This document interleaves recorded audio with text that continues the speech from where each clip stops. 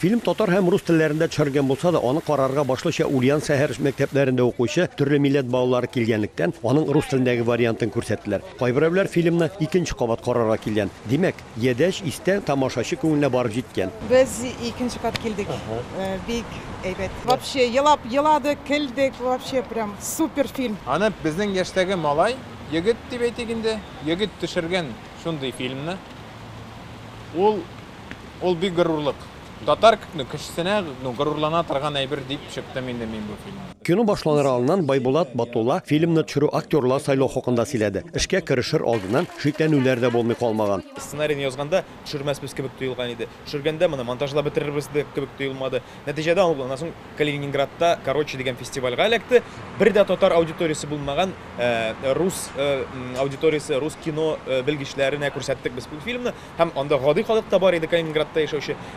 Алар үзләренә тамашачы бик җылы кабул итте һәм нәтиҗәдә без әле төп җиңүне дә яулап кайтып киттек. Сер түгел фильмда баш рольне Байбулатның әтисе, танылган язучы Рабит Батулла үзе уйный. Заманында Рабит абый театр артистына укыган кеше бит. Театр белән кино алар бик нык аерылып тора. Театрда сәхнәдә тавыш кирәк, арттагы рәтләрдә ишетелерлек итеп. Ә кинода менә микрофон кычкырып сөйләргә кирәк түгел, аермасы бар. Шуңа күрә кайбер актерлар кинода төшә алмый. Алар гел кычкырып сөйләшәләр.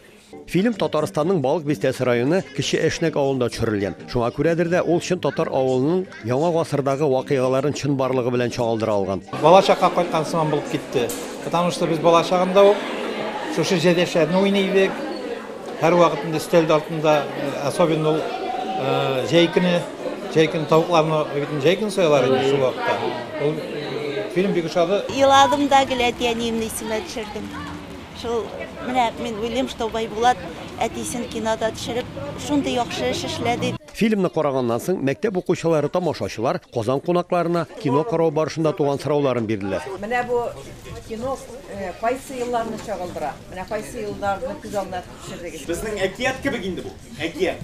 Бу бераз гына балачакка кайту, шундый уйдырма дөнья.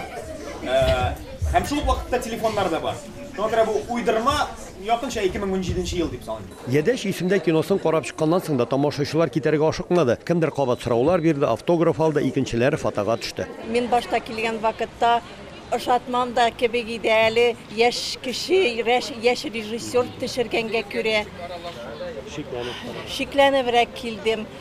Бигрәк ошаттым. Анда көйләре дә, нечкә генә кечкенә детальләр балачакка алып кайта. Һәм монда Едәш һәм Истә уены ул берләштерүче дә уен булып тора. Шул вакытта кайгыларны җиңеләйтүче һәм хыялларны тормышка ашыручы. Татарстан осталары төшергән Едәш исемдә фильмы Ульяновск кинотеатрларында октябрь айында тагын берничә кат күрсәтеләчәк әле.